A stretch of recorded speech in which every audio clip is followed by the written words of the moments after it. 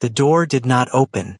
Zephyr Kane stood outside Boardroom A on the 42nd floor of Vantage Holdings. His company, his building, his name on the lease, the deed, the Bloomberg profile that had called him one of the most feared executives in the country 3 years running. And the door, his door, did not open. Inside, muffled voices moved through the glass. He could hear the low rhythm of a conversation that had been going on for a while. Not a quick sidebar. Not someone wrapping up a call. This was organized, scheduled. He had not been invited. He raised his hand to push the door and felt it resist. Locked from the inside. Someone had pressed the security latch. In his own boardroom, he stepped back. One step. He did not check his phone. He did not call his assistant. He stood perfectly still and let the silence settle over him like concrete. Then he listened. A voice he recognized, Damien Wren, Chief Legal Director, was speaking in the calm, measured tone Damien always used when he believed he had already won something. Another voice cut in, rougher, louder. Preston Albright, Head of Corporate Affairs. Preston laughed at something.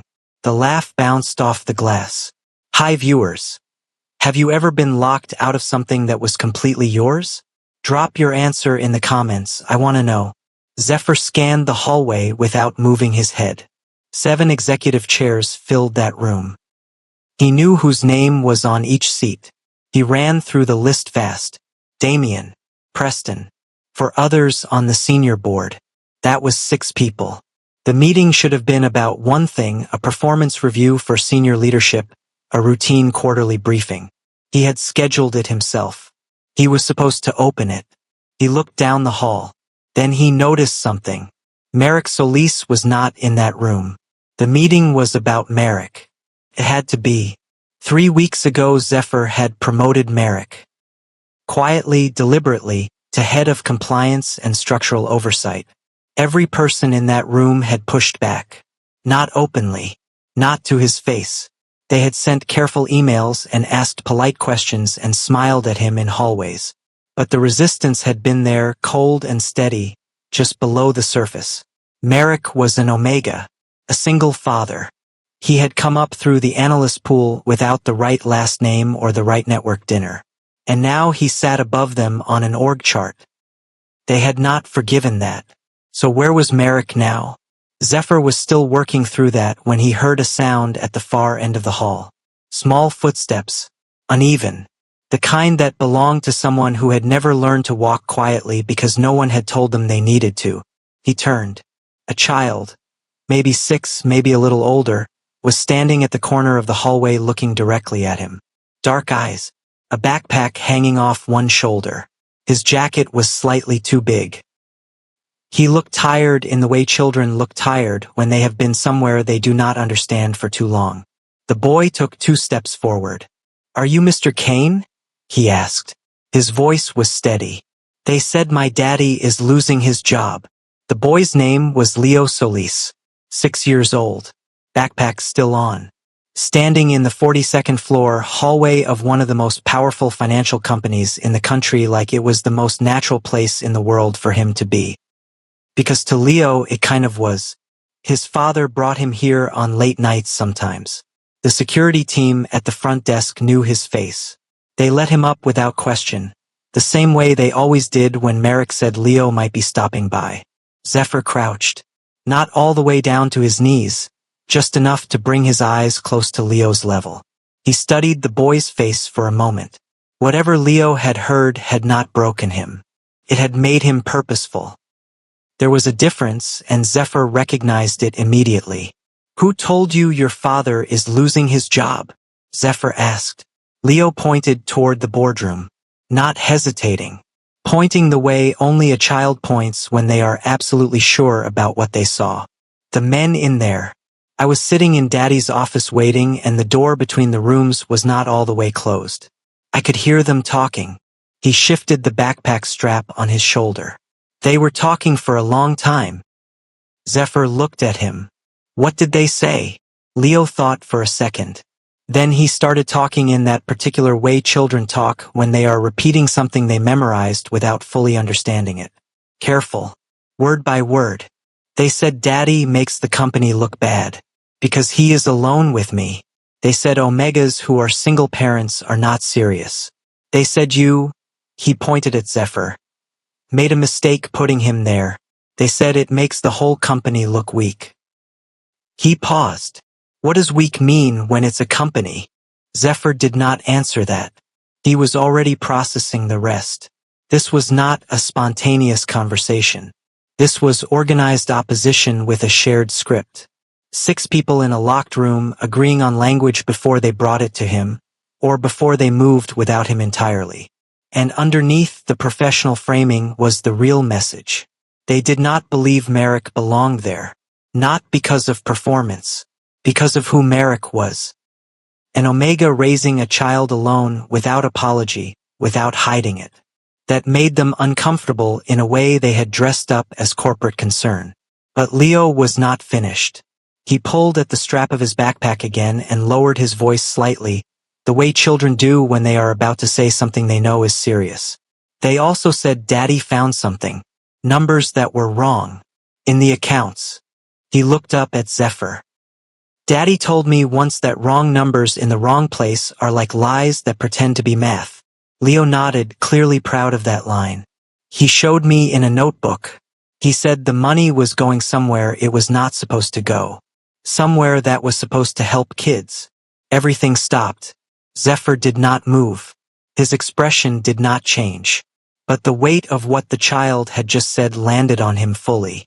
Child welfare trust accounts. Merrick was in compliance oversight. He would have had access to the full audit trail on every fund the company managed. And if he had found irregularities tied to child welfare allocations, money that was supposed to go to protective services, custody support programs, child development trusts, then the executives in that room had a reason that went far beyond embarrassment. They needed Merrick gone before he took that information anywhere official. Leo looked up at him with those steady dark eyes. Daddy told me, he said quietly, that if anything ever happened at work, the real bad kind, I should find you. He trusted you, Zephyr thought. Before this moment. Before any of this became what it was. Merrick had already trusted him. Zephyr straightened up slowly. He looked down the hall toward the boardroom. The voices inside had gotten quieter. More deliberate. Someone was reading something aloud. Then he heard it. One sentence, clear enough through the glass to stop his breath. Damien Wren said the words family court. Family court. 2 words. Damien said them the way someone says something that has already been decided. Not proposed. Decided. Zephyr heard them land in the room and heard the way no one pushed back. No objection. No pause. The silence that followed was the silence of agreement. Zephyr looked at Leo. Wait here, he said. He kept his voice even. Right here. Don't move. Leo nodded and sat down against the wall with his backpack in his lap. The way kids do when they understand the room has shifted into adult territory. Zephyr pulled out his phone. He did not call his assistant. He called his personal attorney, Rashida Fontaine, the only person in his circle who answered on the first ring at any hour. She picked up in 2 rings. I need everything you have on Damien Wren, he said. Specifically anything that touches family court contacts, custody proceedings, or judicial relationships. I need it in 20 minutes. Rashida did not ask for context. That was why he kept her. On it, she said, and the call ended. He put the phone away and stood still for a moment. He was building the picture now, and it was getting sharper with every second. Damien Wren had been with Vantage for 11 years. Before that, he had spent 6 years in private family law. Not corporate, not financial, not the kind of law that led naturally to a chief legal director role at a holding company. The path had always seemed like an odd jump. Zephyr had never questioned it. He questioned it now. If Damien still had active relationships inside the family court system, judges, clerks, case managers, then what had been said in that room was not a figure of speech. They were not planning to embarrass Merrick. They were planning to dismantle his life. File a petition. Get a sympathetic ear in the right courtroom. raise questions about parental fitness, a single omega, long work hours, an unstable period at the company, and let the system do the rest. They would not need to fire Merrick loudly. They would make his home situation so precarious that he would resign on his own and disappear. And the child welfare funds Merrick had flagged would stay buried. That was the actual plan. Not corporate politics. Not a power struggle over an org chart.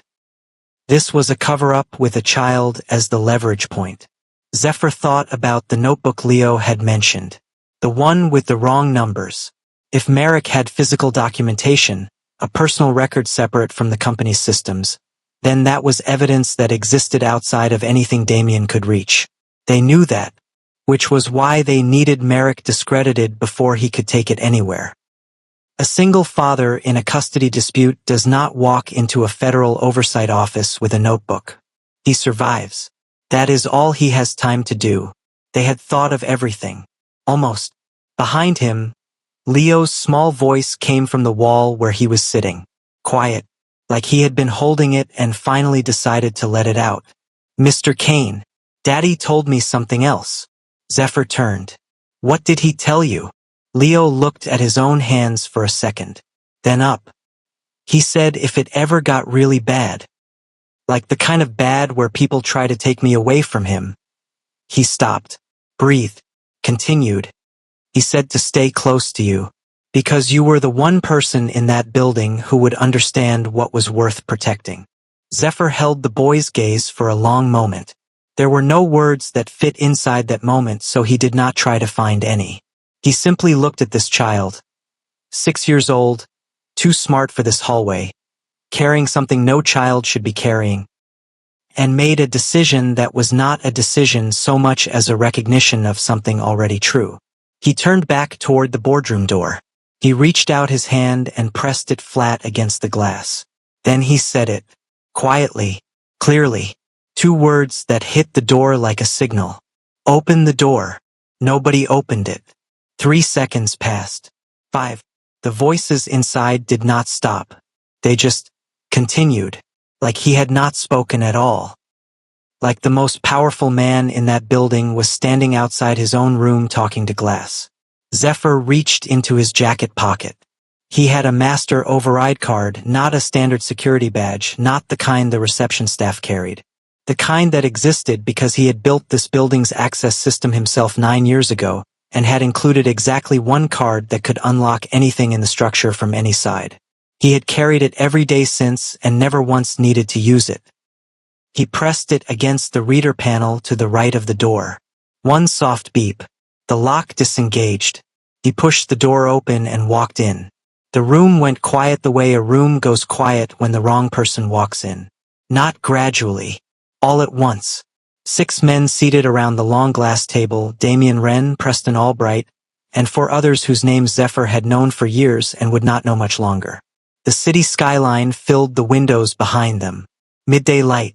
Every surface polished. Every chair expensive.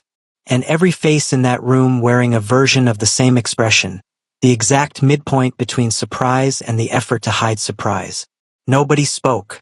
Zephyr walked the length of the room slowly. He did not rush it.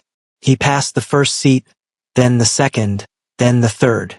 He reached the head of the table. His seat, the one that had always been his, pulled out the chair and sat down. He put his phone on the table face down. He straightened his jacket. He looked at each face in sequence without expression. Then he said, "Continue." That 1 word dropped into the room like something heavy. Nobody continued. Preston opened his mouth. Closed it. Damien looked at the table in front of him as if the answer to something was written there. The other 4 did what people do when the air in a room changes. They went still and waited for someone else to be the first to speak. Nobody was first. 30 seconds passed and the silence became its own statement. Zephyr reached into his jacket again. This time he produced a small USB drive. He set it on the table and slid it gently toward the center screen console.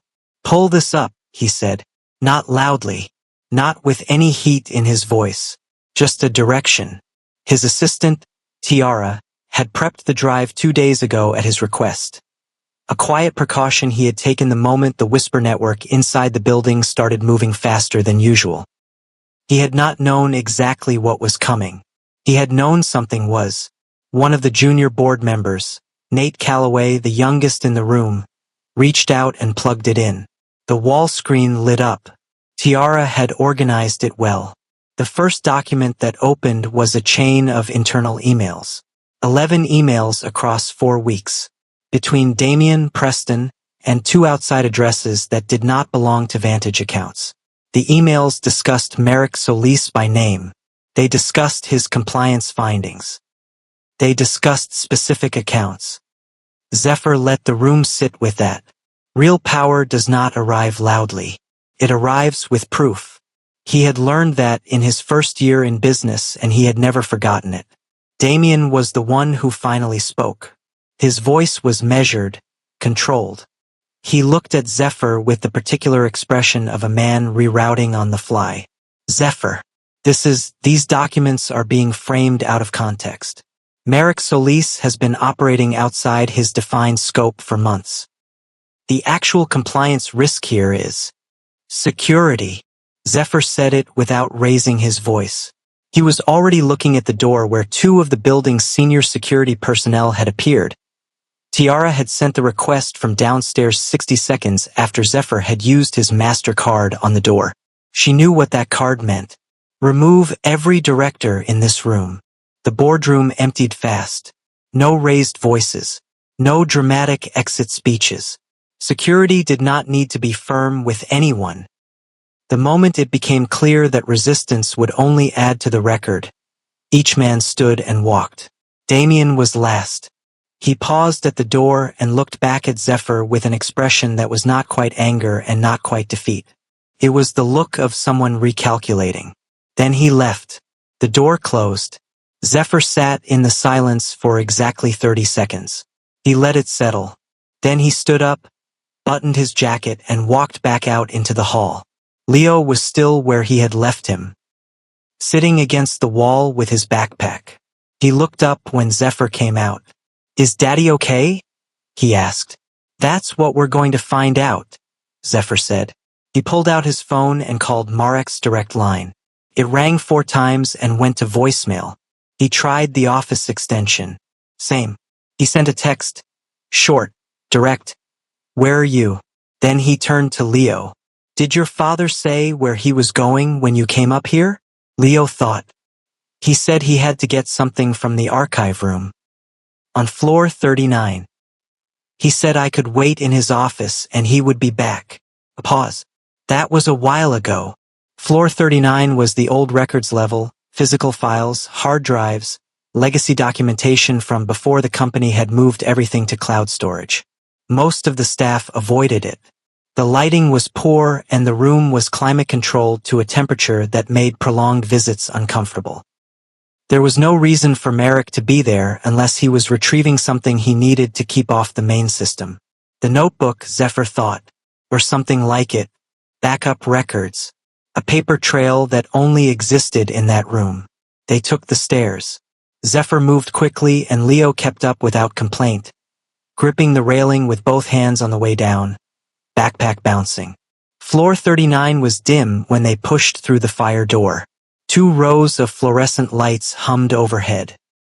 Filing cabinets ran the length of both walls. The air was cold and still. Merrick was at the far end of the room. He was sitting on the floor with his back against the cabinet, knees pulled up, arms resting on them. A stack of folders lay next to him, organized and rubber-banded. He had been working and he had finished working, and then at some point he had simply stopped. His jacket was off. His tie was loosened. He was staring at the middle distance with the particular emptiness of a person who has been holding too much for too long and has finally reached the point where the body just stops. He looked up when he heard footsteps and his eyes found Zephyr's face. Something moved across his expression, relief, then immediately something else. Something guarded. He straightened fast, the way people straighten when they do not want to be seen at their lowest. He reached for his jacket. "Mr. Kane," he said. His voice was composed, professional, careful. He was working very hard to sound like someone who had everything under control. I was just pulling some archived records. If you need the compliance files, I can. Marek. Zephyr said his name once and stopped moving. The board has been removed. That landed. Marek's hands stilled on his jacket. He looked at Zephyr for a long moment, reading his face, checking it for something, some angle, some condition, some next thing that was coming. He had been in survival mode for weeks, possibly months. His brain did not yet know how to receive good news without looking for the weight attached to it. "You're not here to fire me," Marek said. He said it like a question that was also a statement. Like he needed to hear it confirmed out loud before his body would believe it. Before Zephyr could answer, the stairwell door behind them banged open. Leo came flying through it at full speed. He had stopped on the stairs to retie a shoe and had just caught up. He crossed the room in 4 seconds and crashed into his father's arms. Marek caught him automatically, pulled him in close, pressed his face into Leo's hair. His eyes closed. His whole body changed in that moment. The professional mask, the composed voice, all of it fell away, and what was left was just a father holding his child in a cold archive room after the longest few weeks of his life. But Leo was shaking. He was crying, the quiet kind, the kind children cry when they have been holding it together and finally feel safe enough to let go. He pressed both fists against his father's shirt and turned his face up and said the words in a thin, broken voice that hit the walls of the quiet room and did not echo so much as stay. "Daddy. They said they'll take me away." Leo was still shaking. Small tremors. The kind the body makes when a child has been holding fear quietly for a very long time and finally feels safe enough to let it out. His face was pressed into Marek's shoulder, and his fists were bunched in the fabric of his father's shirt. Marek held him tight and did not say anything. He just held on, the way parents hold on when words are too slow and contact is the only thing that works. Zephyr watched them for a moment. Then he moved. He crossed the archive room in 5 steps and crouched down, not halfway all the way until he was at Leo's level. His knees hit the cold floor. His expensive slacks touched the concrete. He did not care. He looked at the side of Leo's face, still tucked into Marek's shoulder, and he spoke quietly, directly, the way you speak to a child when you need them to actually hear you and not just hear noise. "Leo." He waited until the boy turned his head slightly, one eye visible, watching him. "No one is going to separate you from your father. You understand me? That is not going to happen." Leo looked at him for a long second. Children read faces differently than adults do. They do not listen for the right words. They watch for the thing underneath the words, the part that either holds or doesn't. Leo studied Zephyr's face, and whatever he found there was enough. His grip on Marek's shirt loosened slightly. He exhaled. The shaking slowed. Marek's eyes had been fixed on the top of Leo's head this whole time. Now he looked up. And that was the moment. Right there, in the pale fluorescent light of a cold records room on the 39th floor, that years of it finally broke through. Not loudly. Marek was not a loud person. It came through the way it comes through in people who have been trained by life to keep it all internal. His jaw tightened. His eyes filled. He blinked once, hard, and the tears came anyway. The quiet kind, the kind that fall before a person has time to stop them. He had carried this alone. That was the thing Zephyr was understanding now, fully, for the first time. Not just the last few weeks of the conspiracy inside the company. The years before it. Raising Leo by himself. Showing up to work every single day in a building full of people who saw his designation and his single-parent status as 2 strikes against him before he opened his mouth. Never complaining. Never asking for help. Just working. Just protecting his son. Just being quietly, stubbornly excellent in a space that did not want him there. Strength is not the absence of fear. It is choosing to protect love while afraid. Marek had been doing exactly that for years. He had just been doing it without anyone standing next to him. Zephyr stood up slowly. He reached into his jacket and pulled out the folded envelope he had found on the floor beside Marek when he first walked into the room. He had picked it up without saying anything. He held it up now. "This yours?" Merrick looked at it. His face changed. He reached out and took it carefully, the way someone handles something they did not expect to see again. He unfolded it partway. Inside were typed pages. A resignation letter. Date at the top. Signed at the bottom. He had written it. He had printed it. He had brought it to the archive room with him like he was already preparing for the end. "I thought," he started. Stopped. Tried again. "I didn't think there was another way out." Zephyr held out his hand. Merrick looked at it for a moment. Then he placed the envelope in Zephyr's hand. Zephyr tore it in half. Then in half again. The pieces fell to the floor without ceremony. The next 6 hours moved fast.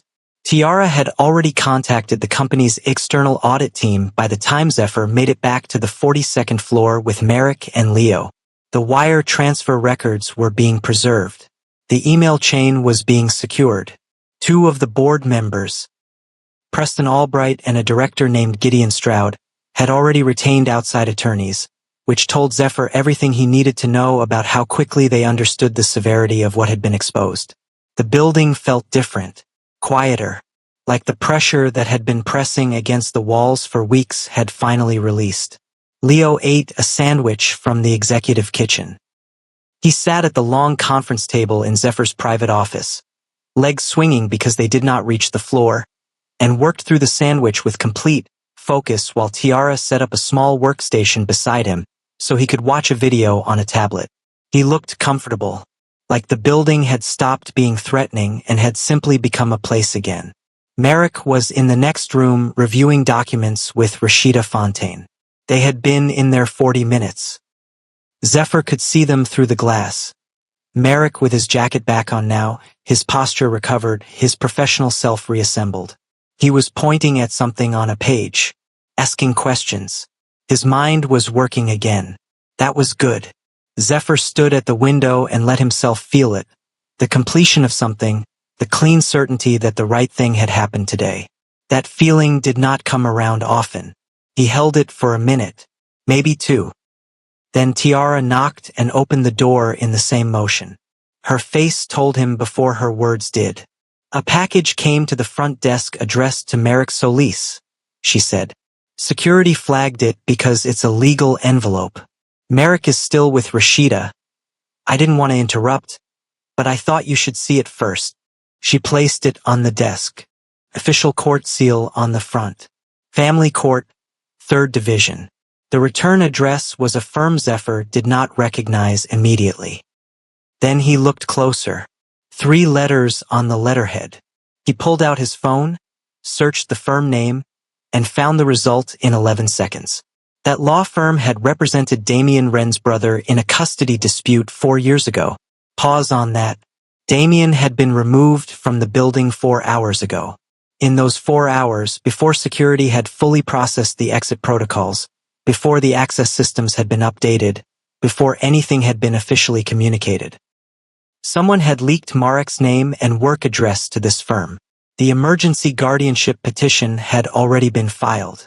Before the board meeting ended, before the locks changed, before anyone outside that room knew what Zephyr had done, they had filed it in advance, as a failsafe, in case the boardroom plan collapsed. The hearing was in 48 hours. Zephyr set the envelope down. He walked to the glass partition and knocked twice. Merrick looked up. Rashida looked up. Zephyr held up the envelope so Merrick could see the seal through the glass. He watched the color leave Marek's face in real time, slow, like something draining out. Merrick knew exactly what that seal meant. He had been afraid of it for weeks. He had been afraid of it before today, before any of this, quietly and constantly and alone. He stood up from the table. Leo had stopped watching his video. He had looked up at exactly the wrong moment, the moment his father's face changed. And now he was watching through the glass too, sandwich forgotten, eyes moving between Merrick and Zephyr and back again. He could not read the seal. He could not read the letter, but he could read his father's face. He had been reading it his whole life. "Daddy," Leo's voice came small and clear through the open doorway. Am I going to lose you? 48 hours. That was all they had. Rashida Fontaine understood immediately what kind of timeline they were working inside. She had been in family court long enough to know that an emergency guardianship petition, even a fraudulent one, could cause real, lasting damage if it went unanswered. The system did not move slowly when children were involved. That was the whole design of this. File fast. Create a record. Let the process do the rest. By the time the truth came out, the damage would already be done. She worked through the night. So did Zephyr. Marek's personnel file was already strong.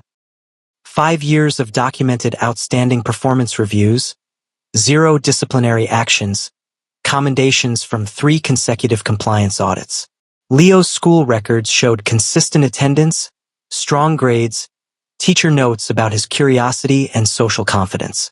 His pediatric records were clean. His teachers had written warm, specific things about how Marek showed up to every conference, every school event, every parent meeting. The paper trail of a father who was present. Thoroughly, consistently present. What Rashida needed was the other side. The exposure of how this petition had been constructed. That meant tracing the firm, tracing the filing, and establishing the direct connection between Damien Wren's removal from Vantage and the timing of the submission. That was the piece that could not just be implied. It had to be documented. Zephyr called in 2 favors he had been holding for years. Not corruption. Not leverage in the wrong direction. He contacted 2 former colleagues, one a retired federal compliance officer, one a journalist who covered white-collar financial fraud, and gave them the wire transfer records and the email chain. Not to publish. Not yet. Just to establish that the information existed, was verified, and was in the hands of people who were not inside Damien's reach. That mattered. It meant any further legal interference would happen with an audience watching. The morning of the hearing, Leo woke up in Zephyr's guest room. Zephyr had moved them both to his home the previous evening, quietly, without announcement, and came downstairs to find Zephyr at the kitchen counter making eggs. Leo stopped in the doorway and looked at him for a long second. Then he climbed onto a bar stool and watched him cook without saying anything. Marek appeared a few minutes later, already dressed. He stopped when he saw the 2 of them, his son at the counter, Zephyr at the stove, and stood very still in the doorway for a moment. Then he walked in and sat beside Leo. They drove to the courthouse together. Leo stayed with Tiara in a quiet room on the ground floor. He had his tablet, his backpack, and a bag of pretzels. He looked at Zephyr before they separated and said nothing. Just held his gaze for a moment with those steady dark eyes. Then he went. The courtroom was small, wood-paneled. The opposing firm had sent 2 attorneys. Damien was not present. He was already managing his own legal situation, but his influence was visible in the precision of the filing. This had been prepared carefully. Weeks ago, Rashida opened by entering the personnel file, then the parental records, then the school documentation. She built the picture methodically, not with drama, but with weight. Line by line, record by record. The kind of preparation that does not need emotion because the facts carry themselves. Then Zephyr was called to testify. He had never done this before, not in a family court, not on behalf of an employee, not in any context where what he said would be measured against the well-being of a child. He was aware of that. He took the stand and he told the truth plainly. He described Marek's work, his character, the specific circumstances that had led to the petition. He did not protect himself with careful language. He said exactly what had happened and who had done it and why. A billionaire alpha, sitting in a wood-paneled courtroom, choosing to be vulnerable in the loudest possible way. That mattered. Sometimes love first reveals itself through the courage to stand beside someone where judgment is loudest. He understood that now in a way he had not understood it 48 hours ago. The judge, the Honorable Constance Briggs, 32 years on the bench, reviewed the documentation in silence for 11 minutes. Nobody spoke. The opposing attorneys sat very still. Merrick sat beside Rashida with his hands folded on the table, his posture straight, his eyes forward. Judge Briggs looked up. She looked at Merrick for a long moment. Then she ruled. Custody petition dismissed. With prejudice. She used that phrase specifically, with prejudice, which meant it could not be refiled on the same grounds. Then she added 2 sentences that were not part of the standard ruling. She said the circumstances of the filing would be referred for independent review. And she said she hoped Mr. Solis understood that the record before her today reflected nothing but a committed and capable father. Merrick closed his eyes. Just for a second. Just long enough. Rashida gathered her documents. Zephyr stood. The room began to move again. And then, before they reached the doors, Rashida's phone buzzed. She read the message. Handed the phone to Zephyr without a word. 3 words from Tiara. Sent from the ground floor waiting room. Someone leaked Marek's home address. They did not go back to the apartment. Zephyr made the decision in the car quietly without making it a production. He told the driver a different address. Merrick noticed. He looked at Zephyr but did not argue. He had reached the part of exhaustion where fighting the next safe thing stopped feeling necessary. He leaned back in the seat and looked out the window. Leo was between them. Asleep before they hit the first traffic light. Backpack on his lap, head tilted, mouth slightly open, out completely. The way children sleep when their bodies have finally decided that the danger has passed. The penthouse was on the 47th floor of a residence tower 2 miles from Vantage. Zephyr owned it outright. He had used it for visiting executives, for long weeks when the office felt too close, for the occasional stretch when he needed silence and distance from everything. It had not been lived in, not really lived in years. It was secure. The building had private entry protocols, a staff security desk around the clock, and no public registry of ownership. Nobody who wanted to find Merrick would find him here. They arrived after 10. Leo woke up in the elevator, looked at the floor numbers changing, and said nothing. He followed Zephyr through the front door of the penthouse and stood in the entryway looking at the city spread out through the floor-to-ceiling windows. All that light, all that distance, 1,000 lit windows pressing back against the dark. He looked at it for a moment. Then he looked at Zephyr. "Are we staying here?" "For now," Zephyr said. Leo considered that. Then he walked to the couch, climbed up, pulled a throw blanket over himself, and was asleep again in 3 minutes. Merrick stood in the kitchen doorway watching his son. He did not move for a long time.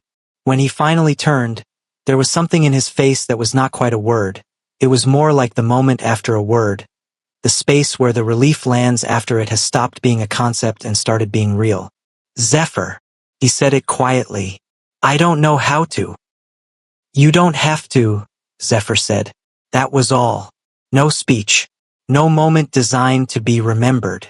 Just those 4 words landing in a quiet kitchen at 10:30 at night, and Merrick nodding once, slowly, the way people nod when they have accepted something true. 3 days passed. Then 4. Then a week. The address leak was traced back to a junior paralegal in Damien's orbit. Someone who had sent a single document to the wrong party and had done it before the building's access protocols were updated. By the time it mattered, it didn't matter. Merrick and Leo were not at the address that had been leaked. They were here, safe, hidden in plain sight in a city that moved too fast to notice the things that stayed still. Merrick worked from the penthouse some days. Leo started at a new school closer to the tower. Same district, different building. He liked it. He came home one Thursday talking about a boy named Jabari who had the same backpack in a different color and who had very strong opinions about which dinosaur was the most important. Leo had equally strong opinions. They had argued about it for an entire lunch period and were apparently now friends. Zephyr started working from the penthouse some days too. Not because it was practical. For another reason he did not examine too closely yet. On a Tuesday morning, 10 days in, Merrick came downstairs and stopped in the kitchen doorway. Zephyr was at the stove. The same scene as the morning before the hearing, almost exactly. Eggs on the counter, coffee already made, the particular early light coming through the high windows. Leo was already on the bar stool. Same spot, like he had claimed it permanently. He was telling Zephyr about Jabari's dinosaur argument in exhaustive detail, and Zephyr was listening with the kind of full attention that most adults do not give children, but that Leo had apparently already noticed Zephyr always gave him. Merrick watched them from the doorway. He did not move in right away. He just watched. His son's animated hands, Zephyr's quiet responses, the easy rhythm of two people who had found a comfortable language together without planning to. Something turned over in his chest. Something he did not have a name for yet. Something he was not ready to name yet. Leo looked up mid-sentence, noticed his father in the doorway, and waved him in without breaking the story. Daddy, tell him. The T-Rex had tiny arms, right? Like, useful for nothing. Merrick came in, sat beside Leo, picked up his coffee. Useful for nothing, he confirmed. Leo pointed at Zephyr. See? Daddy agrees with me. Zephyr said, I didn't say you were wrong. Leo considered that. But you didn't say I was right. No, Zephyr agreed. I didn't. Leo squinted at him, filed that away, went back to his eggs. Then, without looking up, without any particular build-up or transition, the way children say the things that matter most. Casually, like passing someone a glass of water, he said it. Thanks for breakfast, Papa. The kitchen went quiet. Not uncomfortable quiet. The other kind. The kind that fills a room when something has just been said that is so true it doesn't need a response yet. Leo was still eating, unbothered, oblivious to what he had just dropped into the air. Merrick had gone very still. He was not looking at Leo. He was looking at the counter. His jaw was tight and his eyes were too bright, and he was doing the thing he always did, working very hard to hold something in. Zephyr had not moved.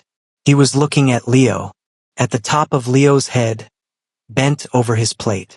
Then slowly he looked at Merrick, and Merrick looked up at the same moment and found Zephyr's eyes already there, already waiting. Neither of them spoke. The word was still in the room. Papa. The sound reached the 42nd floor before he did. Laughing. High and clear and completely unbothered by the fact that this was a place where billion-dollar decisions got made. The kind of laughing that does not care about optics. Leo Solis came around the corner of the executive hall at a full run, backpack swinging, shoes squeaking on the polished floor, and the three junior analysts he passed all stepped aside and smiled. Not because they had to, but because nobody on that floor had learned to be annoyed by Leo. He had been part of the building's daily life long enough that his arrival each afternoon felt less like an interruption and more like a signal that the serious part of the day was winding down and the real part was beginning. He burst through the door of the compliance division and crashed into Marek's office chair from behind, wrapping his arms around his father's neck. Merrick caught him without looking up from his screen muscle memory by now. He kept reading whatever he was reading for 5 more seconds, then closed the laptop and turned around. Leo's school badge was still on. He had a marker stain on his right hand. He was already talking about something that had happened at lunch. Merrick listened with his full attention, the way he always listened to Leo. Like whatever Leo was saying was the most important thing currently happening in the building. Because to Merrick it was 1 year. Merrick now led the compliance division outright. The role had been formalized 3 months after the board removal, after an independent audit confirmed the full scope of the fund misappropriation, and after the company had gone through a quiet, thorough restructuring. The executives involved had faced consequences that belonged to lawyers and court systems and federal filing numbers, not to a story told in a hallway. Merrick had cooperated fully with every investigation and had never once made it about himself. That was the thing people in the building remembered most. Not the drama of that day, but the steadiness of everything that came after. Vantage Holdings had changed. Not in the ways that show up in a press release. In the ways that show up when you walk the halls on an ordinary Tuesday. In the hires that had been made, in the policies that had been rewritten, in the meeting rooms that no longer felt like rooms where people were managed away from power. Zephyr had rebuilt the culture the way he rebuilt everything. Methodically, without announcement, by choosing repeatedly and consistently to protect the right people over the comfortable ones. A company is not defined by profit, but by the kind of people its power protects. He had believed that before.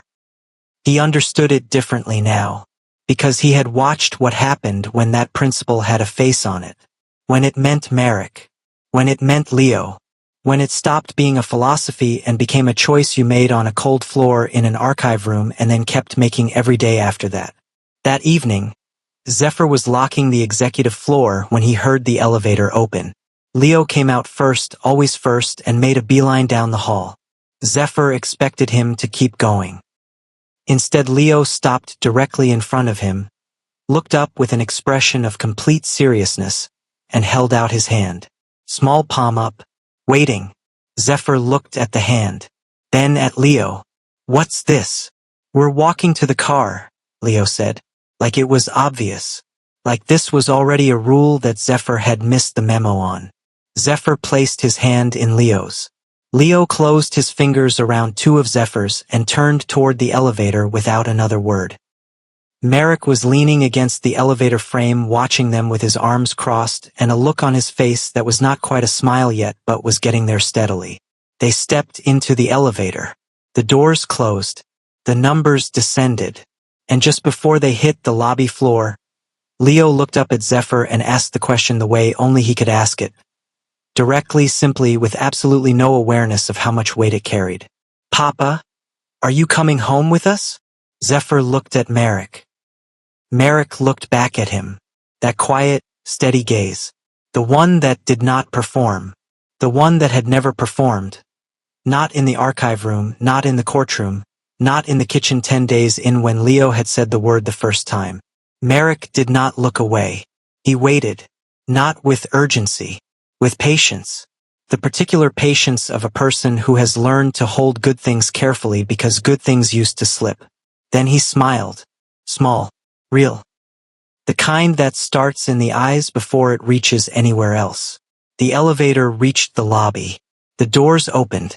The three of them stepped out into the lit atrium of Vantage Holdings, and the building's evening security staff nodded as they passed. Easy, familiar, the way you nod at people who belong. And Leo held on and Merrick stayed close and Zephyr did not let go of the small hand in his as they walked through the doors and out into the city. And that is where this story ends. Not with revenge, not with an explosion of power, but with a man and a child and someone who chose quietly and completely to show up for them both. If the story moved you, if it made you feel something real, share it. Someone in your life needs to hear it today. Subscribe and turn on notifications so you never miss a story on this channel. Every story we tell is a chance to remind someone that protection, loyalty, and love are still things that exist in this world. Drop a comment below. Tell me which moment hit you the hardest. Was it Leo saying Papa for the first time? Was it Zephyr tearing the resignation letter in half? Was it Merrick finally breaking down in that archive room? Your comment might be exactly what someone else needed to read today.